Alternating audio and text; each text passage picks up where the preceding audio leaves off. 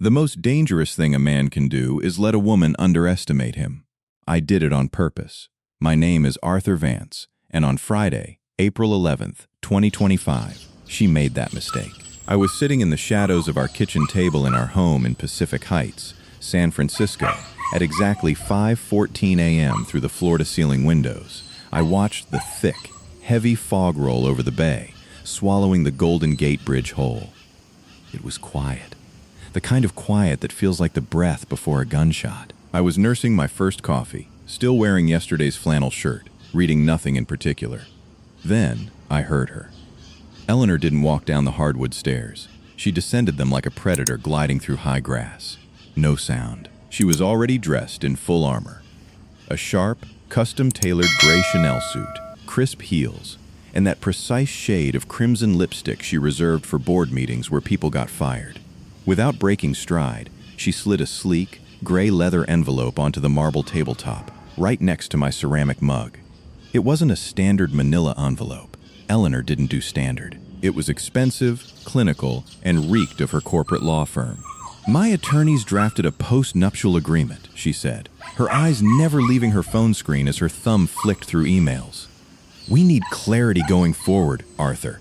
I've worked too hard to leave the future of Sterling Line Logistics to chance. I didn't reach for the envelope. I just looked at it, but she wasn't done." With a practiced, chillingly maternal tenderness, she reached over, picked up my bottle of prescribed anti-anxiety medication from the counter, and moved it 3 inches to the left, hidden behind the espresso machine.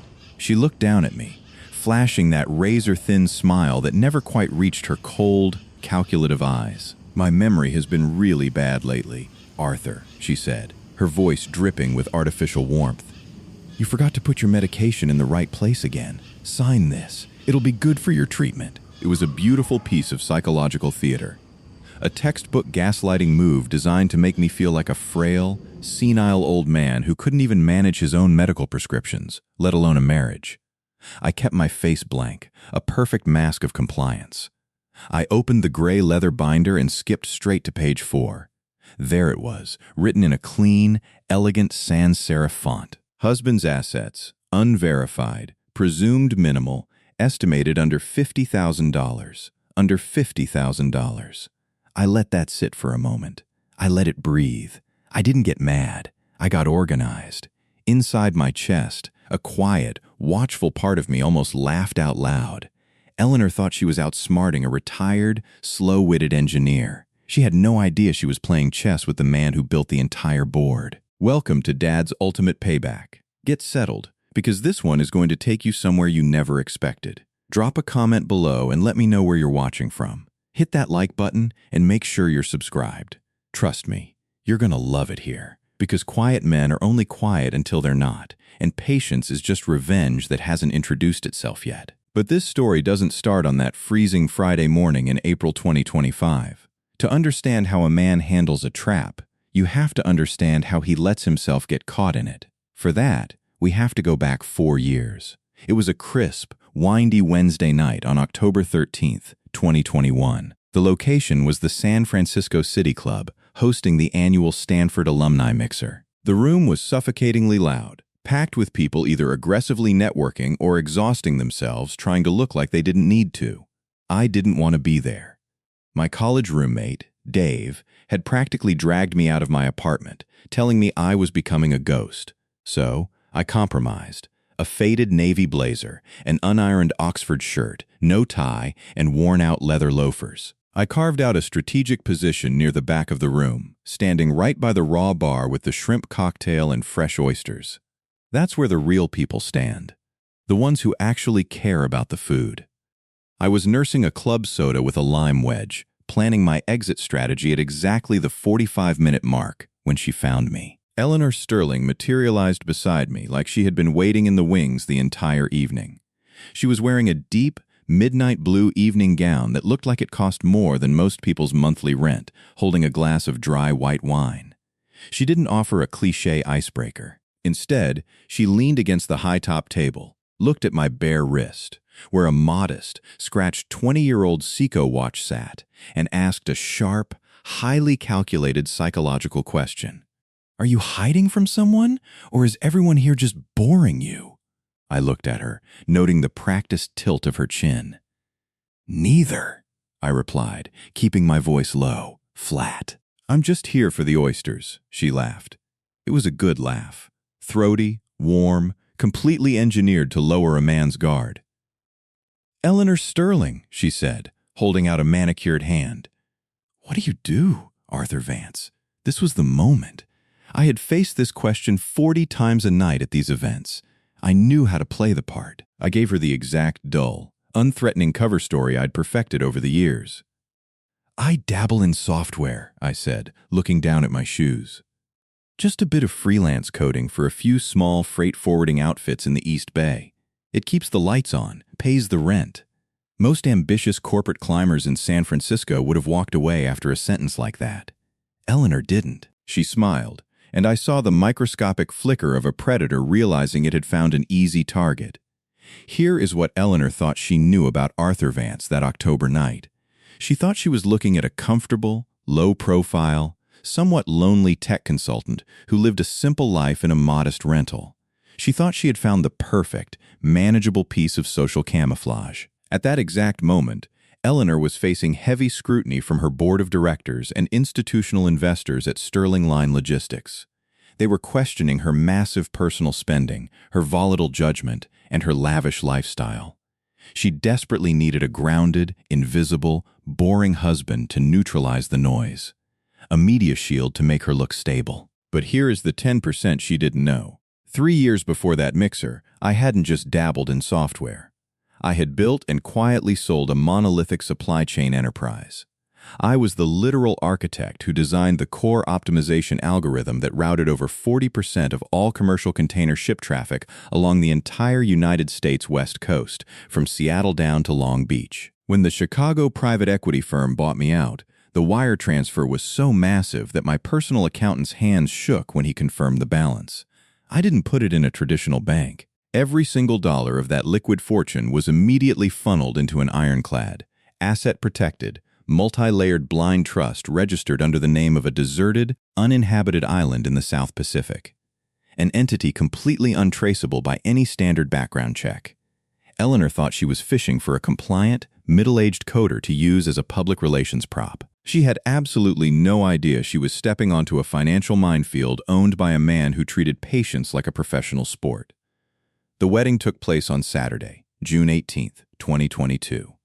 Eleanor insisted on an intimate ceremony at a small, weathered stone chapel perched on the jagged cliffs of the Marin Headlands. The morning fog was thick, rolling off the Pacific and clinging to the stained glass like a wet shroud.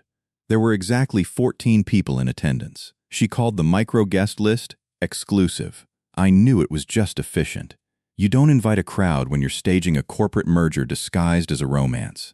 My best friend, Conrad, stood by my side as my best man. In our circles, they call him the Anvil, a ruthless corporate defense attorney who makes a living breaking Wall Street crises before they hit the morning papers.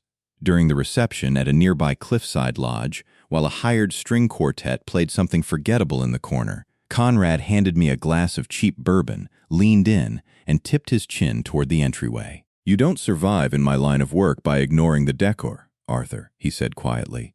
I followed his gaze. Sitting on the mahogany welcome table was a massive, ostentatious floral arrangement. Black roses.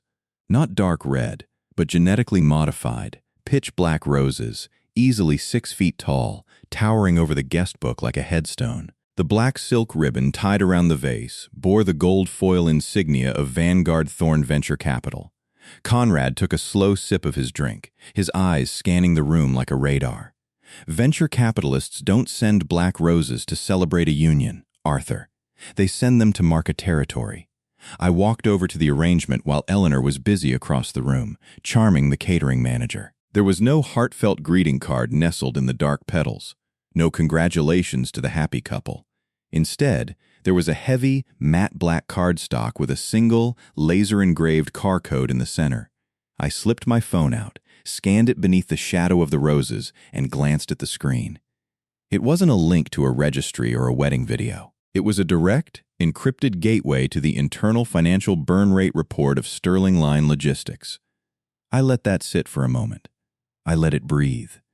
It was a brazen, arrogant display of dominance, a message hidden in plain sight. Before I could pocket my phone, a hand clapped down hard on my shoulder. "Quite the catch, aren't you?" The voice belonged to Julian Thorne. He was Sterling Line's chief operating officer and the heir apparent to the Vanguard Thorne empire. He stood there in a three-piece suit that cost more than the average American's car, flashing a Hollywood smile that completely failed to hide the absolute contempt in his eyes. He squeezed my shoulder just a fraction too tight. "You're a lucky old guy, Arthur. A real mascot. Just make sure you stay out of her way while she runs the real world." I didn't flinch. I didn't brush his manicured hand off my jacket. I just looked at him, raised my glass of cheap bourbon, and offered a mild, perfectly compliant smile. "I'm just happy to be here, Julian," I said, my voice completely hollow. He chuckled, patted my back like I was a slow-witted golden retriever, and walked away to join my new wife.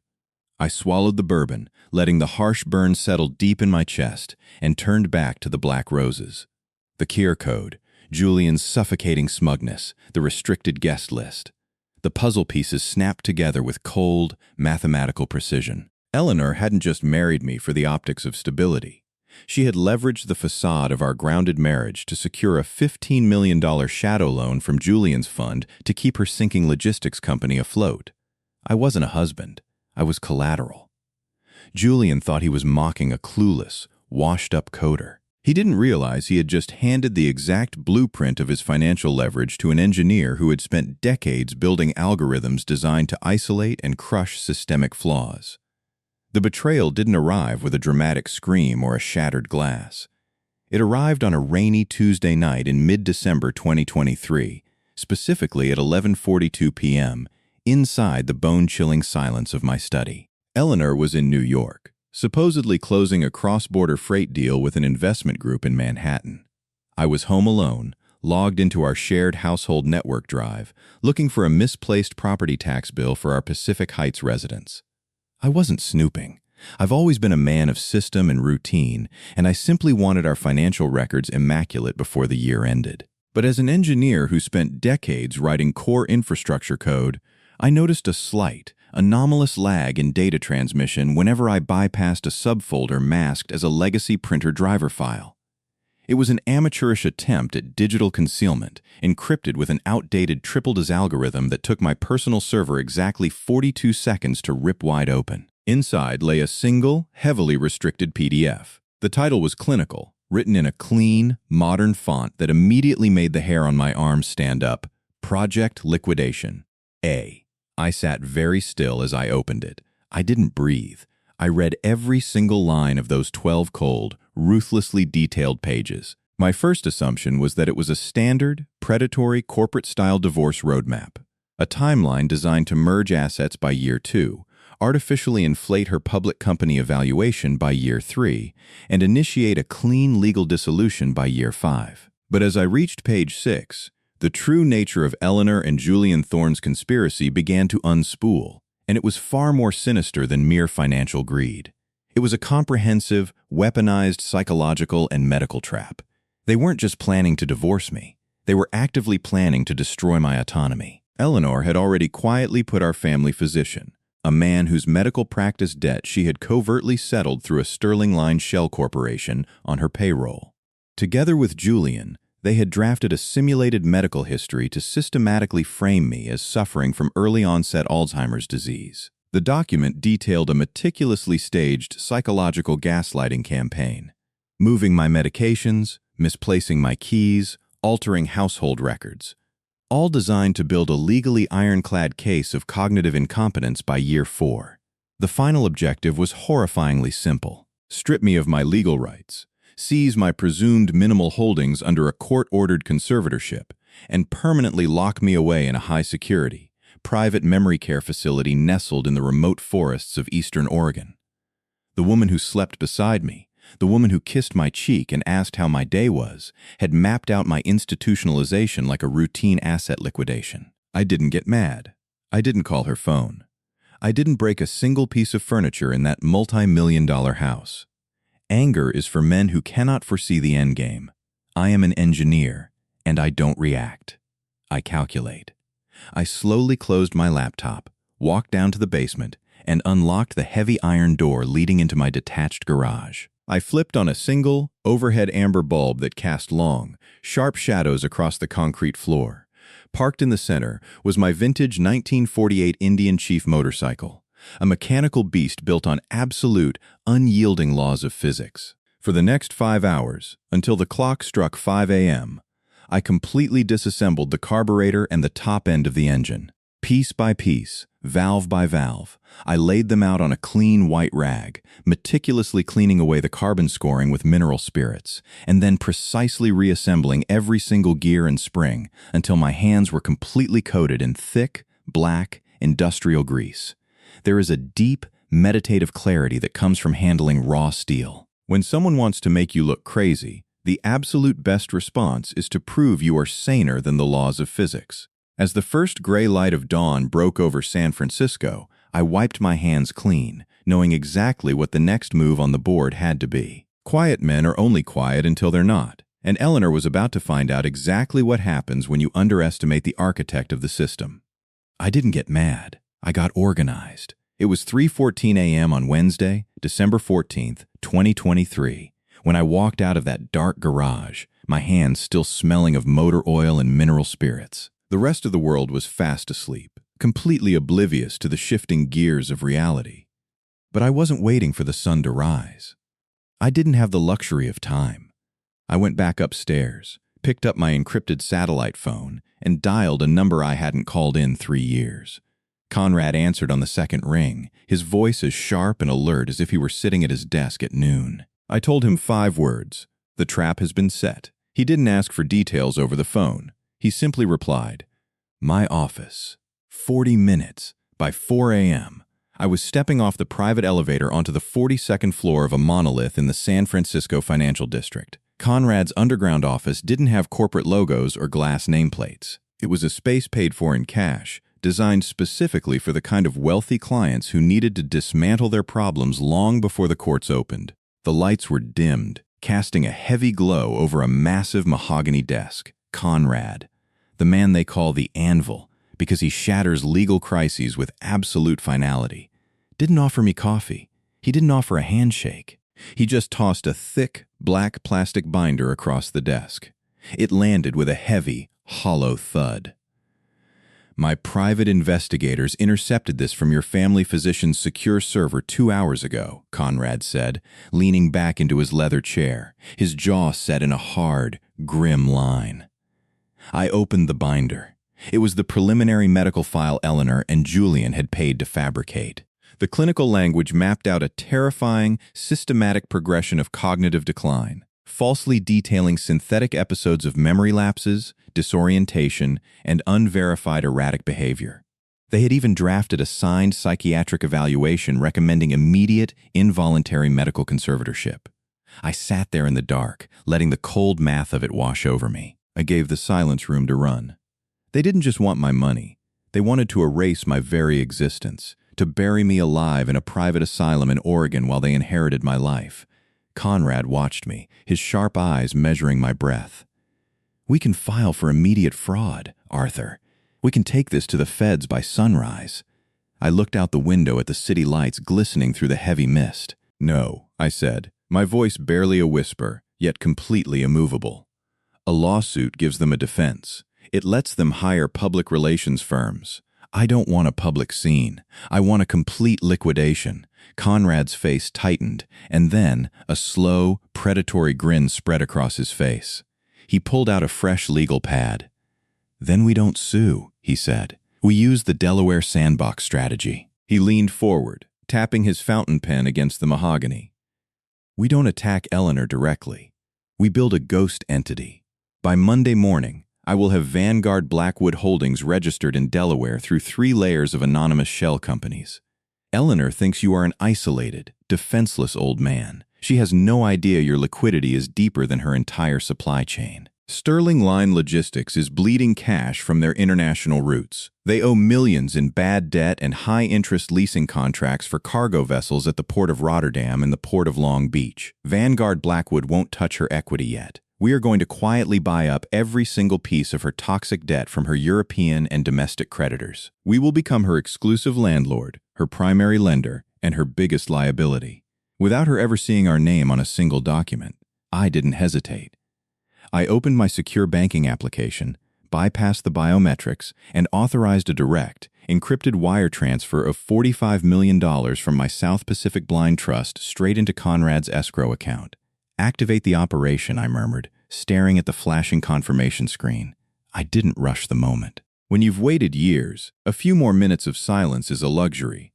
Eleanor thought she was playing an easy game of psychological warfare against a senile old man. She had absolutely no idea she had just forced the hand of the most patient man she would ever meet. Summer 2024 arrived in San Francisco with its usual blanket of cold, heavy fog, but inside our Pacific Heights dining room, the temperature was always perfectly climate-controlled.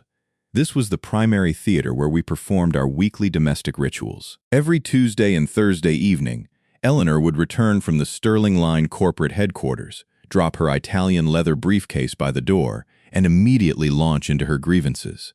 She would pace the hardwood floors, massaging her temples, complaining bitterly about the brutal realities of the maritime shipping industry. "The longshoremen unions are bleeding us dry, Arthur," she'd sigh, collapsing into her velvet dining chair. "The container leasing syndicates down in Long Beach are squeezing our profit margins down to single digits. It's an absolute bloodbath out there." I played my part flawlessly. I wore the gentle, clueless expression of the grounded, unthreatening husband she had engineered me to be. I would stand up, retrieve a chilled bottle of 2018 Sancerre from the temperature-controlled wine fridge, and pour her a crisp glass. "You work too hard, Eleanor," I would tell her in a soft, soothing voice. "You can't carry the entire global supply chain on your shoulders. You need to rest." She would take a long sip, offering me that familiar, patronizing smile. The smile of a master indulging a loyal, simple-minded pet. She was absolutely convinced she was the apex predator of the household, navigating the treacherous waters of global commerce, while I was just a harmless buoy bobbing safely in her wake. She had no idea that the buoy was actually a naval mine. While Eleanor was busy refining her medical gaslighting timeline to lock me away in a remote memory care facility by year 4, Conrad and I had fully unleashed the Delaware sandbox strategy. I didn't just buy her toxic European debt. I went straight for the jugular of her domestic operations. By late June, through a sophisticated labyrinth of offshore proxies and anonymous shell companies, Vanguard Blackwood Holdings executed a quiet, aggressive buyout. We acquired exactly 35% of the controlling shares in Apex Logistics.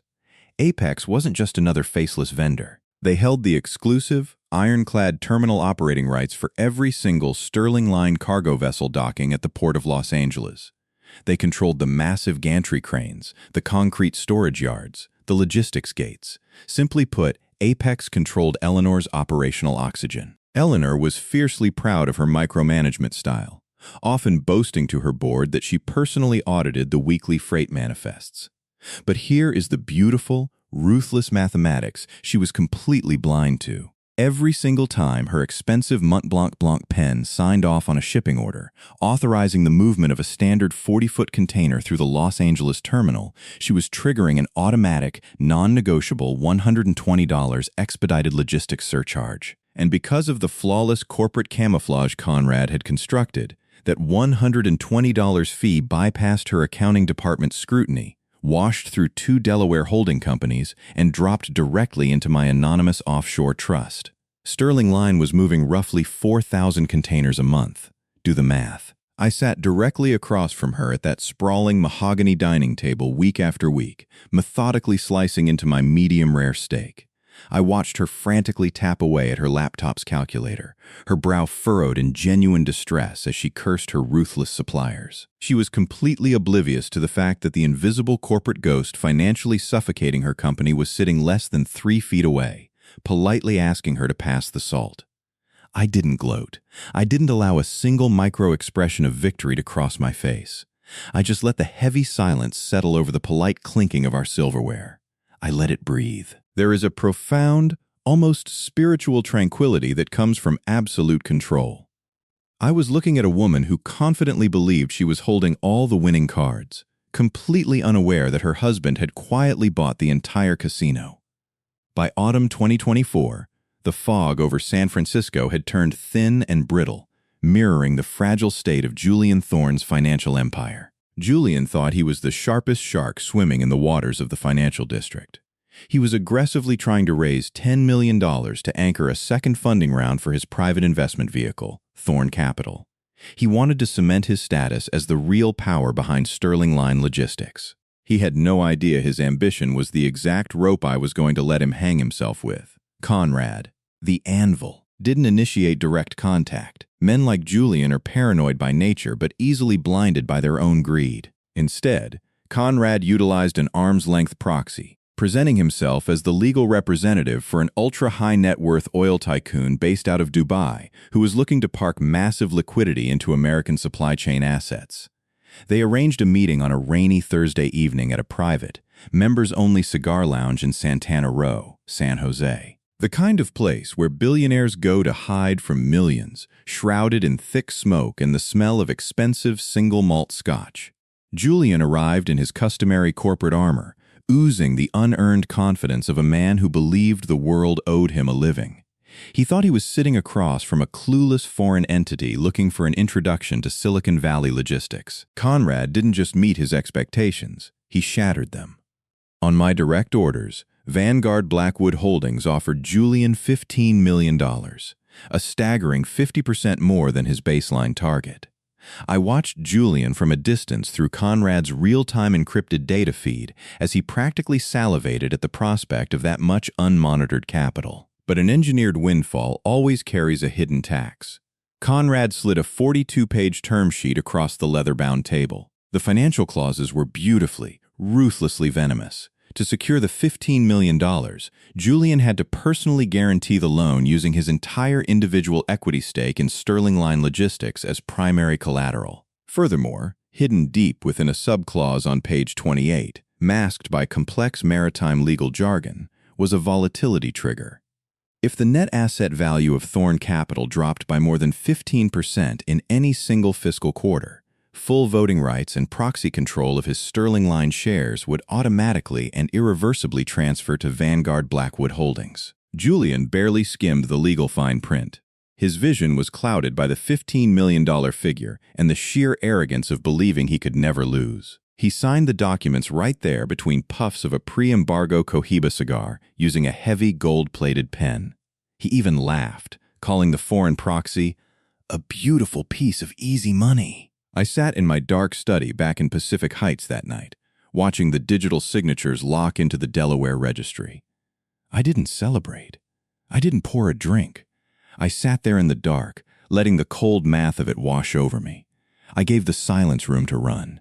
Julian thought he was an apex predator taking candy from a baby. He had absolutely no idea that his $15 million lifeline was a Trojan horse fully funded by the quiet husband he mocked at my wedding reception.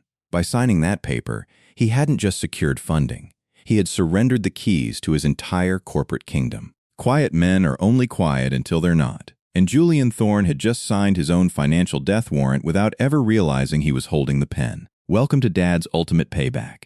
Hit that like button and drop a comment below letting me know where you're watching from. Trust me, you're gonna love it here. The story brings us right back to the present. It was exactly 14 days after that quiet Friday morning in Pacific Heights when Eleanor had slid that gray leather envelope next to my coffee mug, patronizingly telling me to sign away my rights. She thought she was executing a flawless, predatory chess move. She had no idea her clock had already run out. On Thursday, April 25th, 2025, at precisely 2:15 p.m., a courier walked into the prestigious financial district high-rise office of Gary Ostroof, Eleanor's lead divorce attorney. Ostroof was a legendary, silver-haired fox in the California family law circuit, a man who charged $1,000 an hour because he knew exactly how to strip vulnerable husbands of every single asset they owned. The courier delivered a heavy, polished cedar wood box directly to Ostroof's desk. Inside, there was no emotional letter. There was no desperate legal appeal. There was only a single, impeccably bound document, exactly 60 pages thick. It was a complete, granular financial and criminal roadmap of an empire Eleanor didn't know existed. I sat in my Saturday morning office 3 blocks away, watching the digital timestamp confirm the delivery. I didn't pace. I didn't feel a rush of adrenaline. I sat there in the dark, letting the cold math of it wash over me. I gave the silence room to run. Those 60 pages didn't just document my international blind trusts, my real estate across 4 continents, or the fact that Vanguard Blackwood Holdings now held the debt notes to Eleanor's shipping vessels. The 10% she never anticipated was the absolute, unyielding criminal evidence nestled in the appendix. Page 32 contained a series of forensic audio recordings, bank ledger modifications, and encrypted emails proving that Eleanor and Julian Thorne had conspired to bribe our family physician to falsify my medical records. A paper trail explicitly detailing their plot to lock me away under a fraudulent early-onset Alzheimer's conservatorship. Furthermore, page 45 outlined a devastating compliance breach. Julian's private fund, Thorne Capital, had unwittingly blended my $15 million injection with capital funneled through Eleanor's shell companies at the Port of Los Angeles. Because I owned 35% of those terminal vendors through Apex Logistics, Julian had technically utilized my infrastructure to launder unverified corporate funds, a direct violation of California anti-money laundering statutes. They had walked right into a federal buzzsaw. At 2:45 p.m., Conrad, the Anvil, picked up his desk phone and dialed Ostruf's direct line. According to Conrad's assistant, the senior partner answered on the very first ring, his voice completely stripped of its usual courtroom arrogance, replaced by the hollow, staggered breathing of a man who had just looked into an abyss. Conrad didn't offer a greeting. He didn't engage in legal posturing. He delivered a single, flat declaration. "My client is perfectly satisfied with your terms, Gary. Arthur Vance will sign your post-nuptial agreement today. He won't touch a single dollar of Eleanor's declared assets. But tomorrow morning, your client will receive an official emergency subpoena from the Securities and Exchange Commission and a formal removal directive from the board of directors of her own company. Have a good afternoon." Conrad hung up without waiting for a reply. Quiet men are only quiet until they're not, and the most dangerous thing you can do is mistake patience for weakness. Eleanor had brought an 11-page knife to a war. I had rewritten the entire legislative framework of the battlefield. Welcome to Dad's ultimate payback. Hit that like button and drop a comment below letting me know where you're watching from, because revenge is loud, but justice is deadly quiet. The emergency board meeting of Sterling Line Logistics was called for exactly 3 p.m. on Wednesday, May 14th, 2025. The location was the panoramic boardroom on the 38th floor of the One Market Plaza Tower, overlooking the gray, indifferent waters of the San Francisco Bay. When Eleanor Sterling stepped through the heavy glass doors, she was a ghost of the woman who had handed me that post-nuptial agreement a few weeks prior. Her posture was broken. The pristine, flawless corporate armor was entirely gone. Her face was completely pale, stripped of that aggressive, signature crimson Chanel lipstick she always wore when she intended to dominate a room. She looked small. She looked exposed. In the far corner of the massive mahogany conference table sat Julian Thorne. His expensive, slicked-back hair was a chaotic mess. His expensive silk tie loosened, and his hands were visibly shaking as he clutched a crumpled piece of paper. He had spent the last 24 hours watching the systemic implosion of Thorne Capital. The federal freezing order had hit his accounts like a lightning strike, triggered by the anti-money laundering violations and the immediate margin call on the $15 million loan he had blindly secured from Vanguard Blackwood Holdings. He wouldn't look Eleanor in the eye. He couldn't. Then, the heavy double doors opened again. I walked into the boardroom. I wasn't wearing my faded flannel shirt, my unironed Oxford, or my scuffed shoes. I had discarded the humble, compliant disguise of the low-profile coder she thought she could institutionalize. Instead, I stepped onto the marble floor wearing a sharp, custom-tailored, dark charcoal 3-piece Savile Row suit with a vintage silver pocket watch chain glinting against my vest. The room fell into a suffocating, dead silence. Before Eleanor could even process the visual shock, 3 of the company's largest institutional investors, men who had previously looked right through me at corporate galas, stood up in unison, offering me a crisp, deferential nod. Conrad stepped up beside me, dropping a thick, leather-bound corporate ledger onto the center of the table with a heavy, final thud.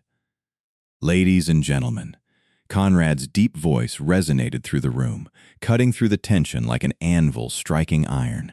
As of 9 a.m. this morning, Vanguard Blackwood Holdings maintains absolute, unyielding control of 51% of the total voting rights within Sterling Line Logistics. This includes a 12% equity block acquired quietly from the secondary market, a 24% operational proxy seized from your primary port suppliers at Apex Logistics, and the 15% voting stake formally confiscated from Julian Thorne following the immediate collateral default of Thorne Capital. I didn't rush the moment. When you've waited years, a few more minutes of silence is a luxury. I let the cold math of it wash over her. I gave the silence room to run. Eleanor collapsed into her leather executive chair, staring up at me with an expression of pure, unadulterated terror. The psychological dominance she thought she held over my mind had vanished into thin air. I leaned forward slightly, resting both hands flat on the edge of the polished mahogany table, looking directly into her hollow, panicked eyes. "You spent the last 2 years carefully mapping out your project," I said, my voice completely calm, flat, and chillingly steady. "You calculated everything down to the month. You planned for year 4 to certify me incompetent, strip me of my civil rights, and lock me away in a private asylum in Oregon. But you forgot to audit the ground beneath your own feet, Eleanor. You were planning year 4. I bought the very chair you were sitting in back in year 2. Welcome to Dad's ultimate payback. Hit that like button and drop a comment below letting me know where you're watching from. Make sure you're subscribed, because quiet men are only quiet until they're not, and the end game is always deadly silent.